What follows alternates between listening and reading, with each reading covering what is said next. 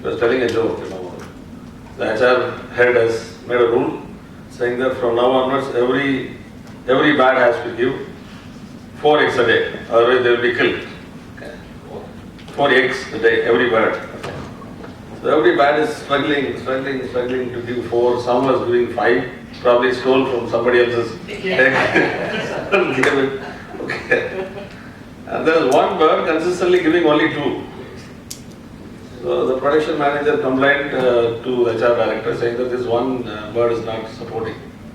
It was a counseling session. So the HR director called and said, what the hell is wrong with you? Everyone is giving 4, some are giving 5. What is wrong with you? Sir, you don't know the kind of efforts I am putting. I am not able to create more than 2 because I am a cock. I am not a hen.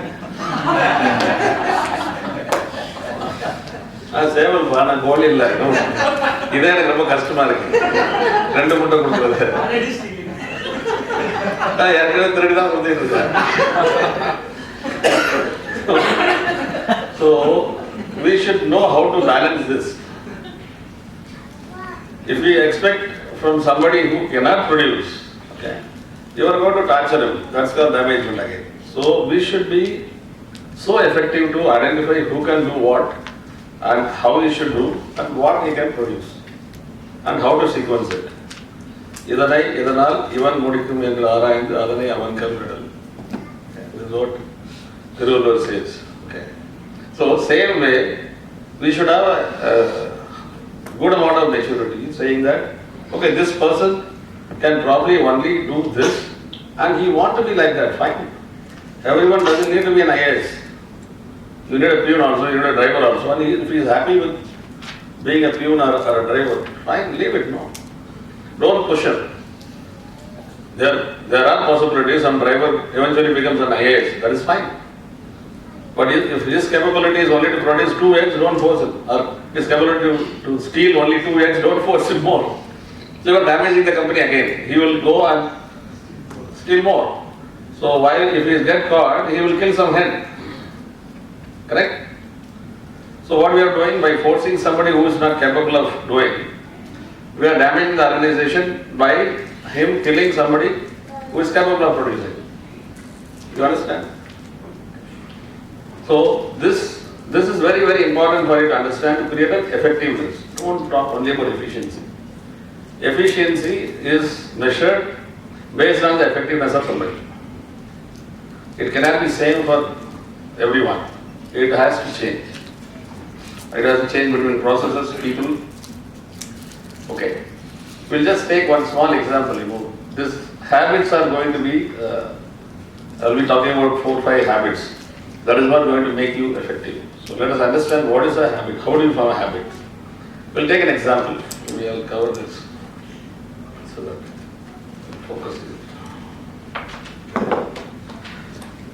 How many of you know cycling? Anyone who doesn't know cycling?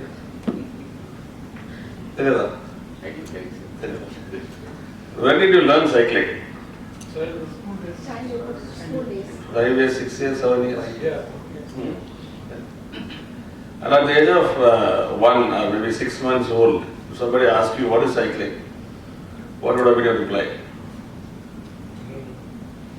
If at all you can speak, you will say, what the hell is cycling? Correct? Since you cannot speak, you won't even understand. That is a stage called ignorance in a simple language, or we call it unconscious incompetence. You don't even know what you don't know. Correct? Before this 2 hours, anytime any of you have analyzed so much in depth between efficiency and effectiveness? Anyone? No. And anyone knew effectiveness is more important than efficiency, and that is what is important? That stage is called ignorance. Basically, we don't even know what we don't know. Okay. Then at the age of 5, 6, somebody shows you a bicycle, saying that this is a cycle. There are 2 wheels, there's a seat, and there's a pedal. Somebody has to sit on the top, holding the handlebar and ride it. So when somebody says that, You come to a stage from ignorance to something which you know. It doesn't mean that you can do cycling. Correct? This stage we call it conscious incompetence. Now you know what you don't know.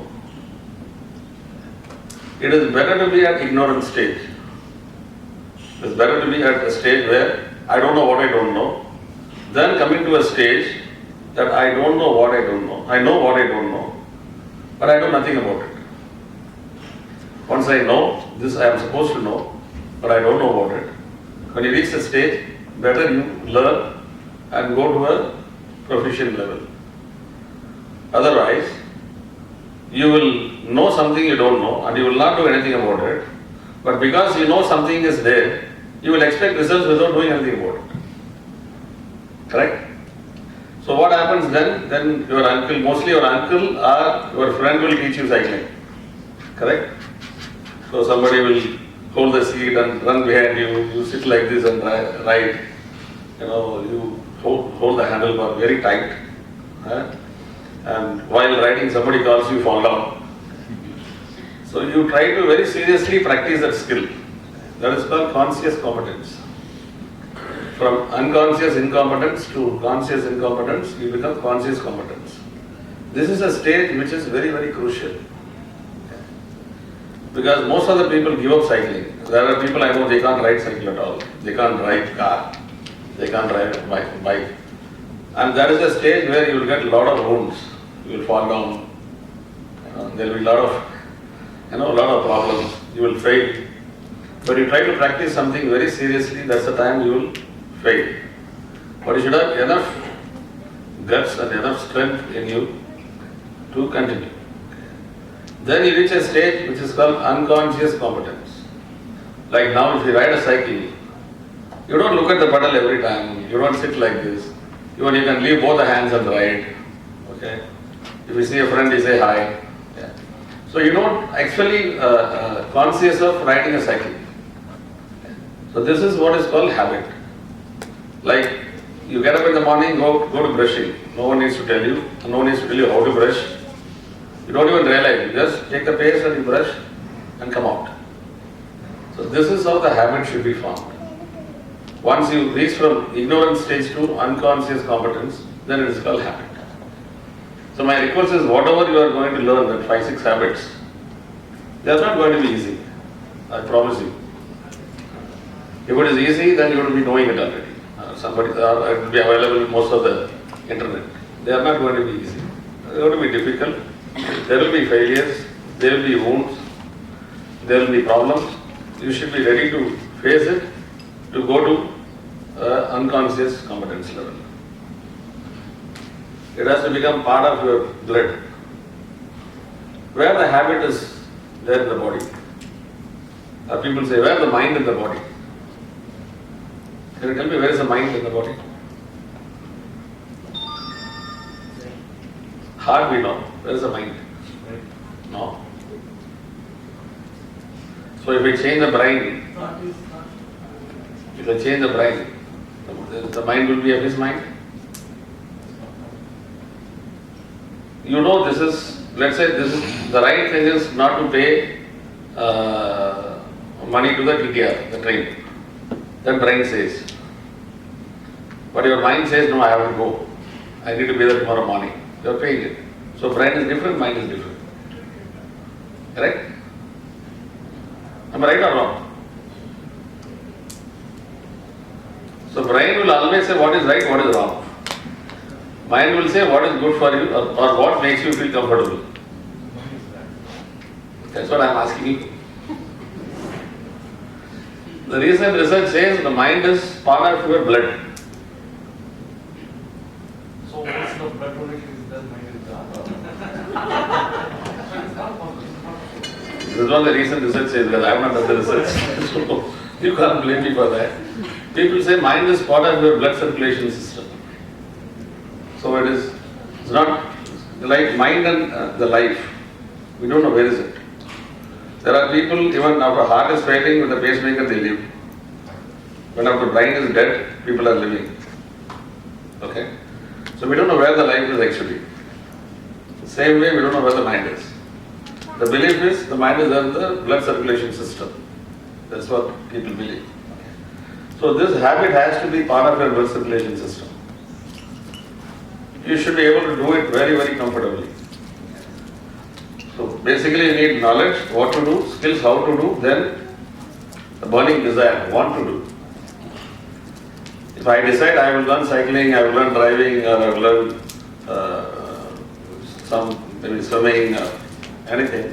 If I am determined that I want to reduce my weight, morning I will get up, mind will say, no, I am going to sleep for half an hour more. But brain will tell me, no, it is decided, better go and do it. We always fight between brain and heart. For time being, let us believe mind is the heart. I always say, think from brain, do from heart. We always do the other way around. We think from heart and do from brain. When you ask somebody to do some work, you'll first ask, why should I do it? Is it my job? When doing it, do it from the heart. Put your heart and soul and do that. But when you think from the brain. You always do the other way around. So, if you have to really practice effectiveness, then you have to reach this stage. Out of these 6-7 habits we will discuss, even if you practice 2, that should be fine to start with. Become a master of that, then practice next, like that. Okay? Okay, the maturity grows like this. Initially you are dependent on everyone, like a newborn child. He doesn't even know what he wants or what she wants. What only he knows is only to try. So somebody has to understand what is required and provide that. Like a GET or a DET who comes to the company for the first time. He doesn't know what is what system the company